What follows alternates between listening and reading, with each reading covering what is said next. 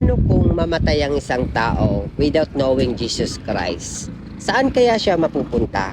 Sagutin natin yan is not my perspective but in God's Word. So, sinasabi kasi sa Bible na kapag hindi mo tinanggap ang Panginoong Hesus sa John 3:16, for God so loved the world that He gave His only begotten Son, that whoever believe in Him shall not perish but have eternal life.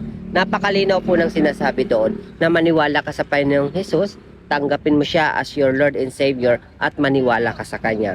So paano paniniwala? Ito yung buong puso ka ng susunod sa Kanya. Kasi guys, isa lang ang paraan para makapunta sa langit.